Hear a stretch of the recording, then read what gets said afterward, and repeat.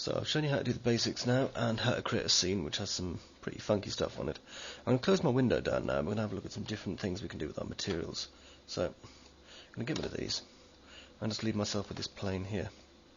That way I can render faster. And I'm just going to use this grey material. I'll just rename it grey. And now for render, it'll only take a moment. So we've got a nice blank canvas here to work with, even though it has got the lighting information on it. See? White. Okay, so let's go into our rendering options first. Got our renderer here. If I go all the way down, we are overriding 3D Studio Max's environment and skylight here. We haven't turned on caustics yet, we'll come to that in a minute. Now I'm going to reduce my amount of passes that I need to do. Now one thing I can do is just go in here, and obviously if I go on very high, we're looking at, just go over here, 5 passes, each one getting progressively slower, so that by the time we get to 5 we're going to have very, very accurate but very, very slow. I mean, you can make that even higher if you need to, all the way down to very low, 2 passes. So we'll go for somewhere in between, just a nice medium. If you want to, you can change it directly over here by going to custom and make it, minimum rate -3, maximum rate -1. Could make that -2, 0. Now we've got 3, starting with a fairly detailed lighting analysis and getting more detailed as it goes along, as you can just see here. So I'm going to keep that one. It's fairly fast and it'll give us what we want. Now we've got our material here. I'm going to un-overbright this, so I'm going to change it all the way back again to about 2, and I'm going to change our environment, the background colour from Darling Kindersley Goodness. There we go. Now if I do a quick render, we should be able to see our lovely plane easier.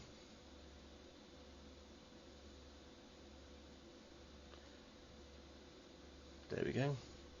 Never seen a plane so good, have you?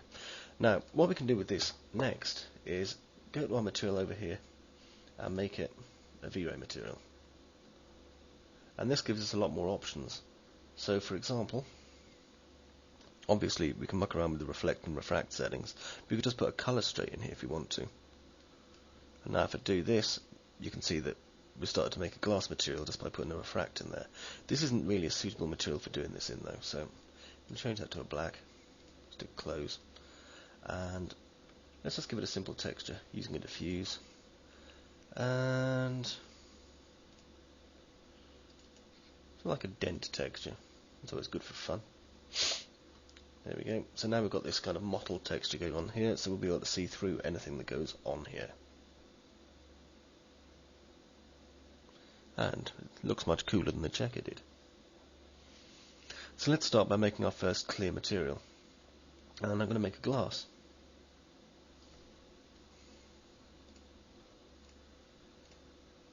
So close down everything here. I'm going to go to my left viewport and zoom right in to about here.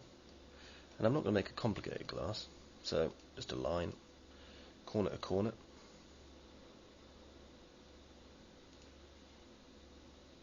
And just pull out the shape. I think these ones are called highballers.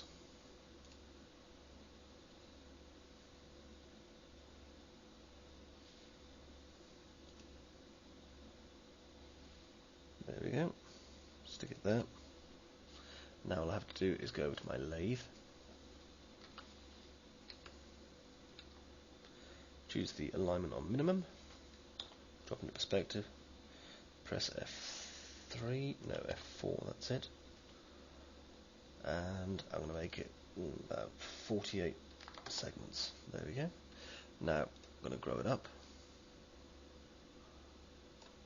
and out so that I can see what I'm doing properly.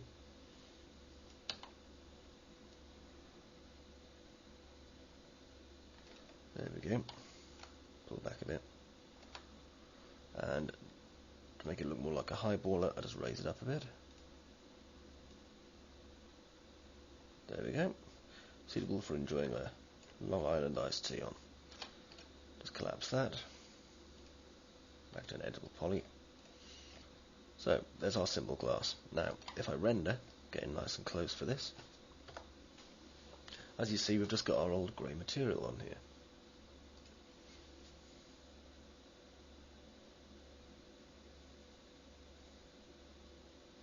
Though it does look nice. It's a nice grey material. I mean, this is obviously the effect you're going to get of your basic V-ray. There we go.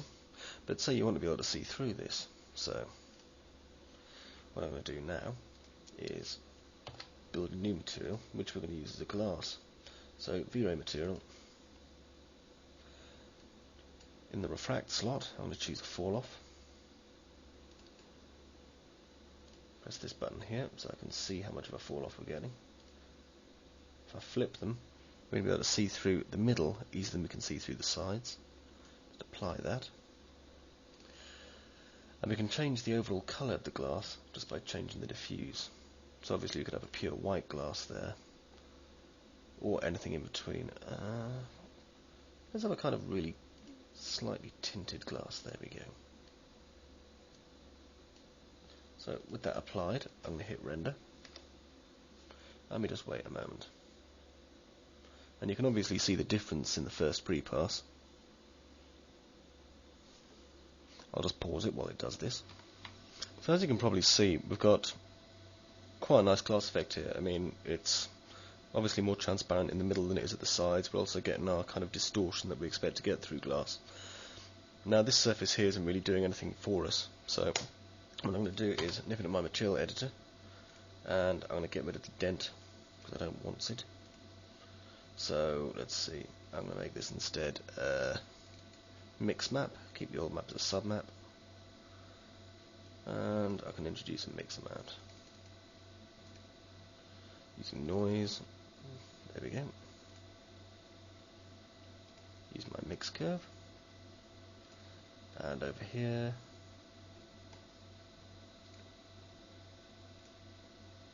there we go. Let's give us a more subtle pattern on the floor here. So we've got our glass. What I'll do now is add a bit of reflection to it. So in my material editor I can now come back. Now we don't want to make it too reflective. It's not super shiny.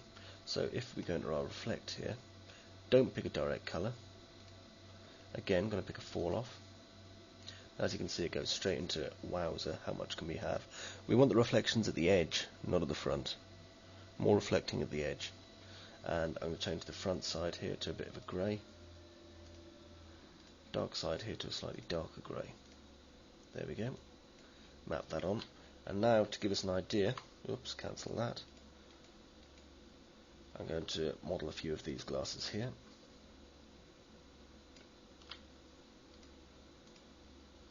And I'll take this middle one and just move it to about there.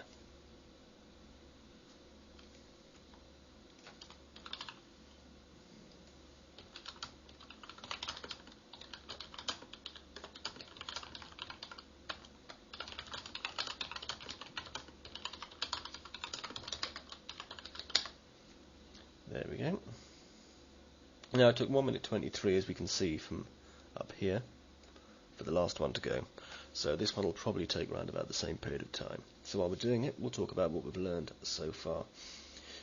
Well, you've learned how to make your glass material, and your glass is obviously slightly reflective and highly refractive. Though of course you can change that, especially if you're going for a frosted glass. And we'll talk about that by using simple bumps, or by changing the index of refraction. The index of refraction is obviously what defines the level of diffraction in the glass. Like looking through water is different to looking through glass, which is different to looking through air. So all sorts of modifications you can make to that. By the way, the humming you can probably hear in the background is my processor fan kicking in. It's having to work out quite a lot more information than it did last time, so I'll just pause this. So there we go, 3 basic, simple, metallic, shaded glass, kind of glass things, done. And the next one then, we'll do some caustics. Till then, see ya.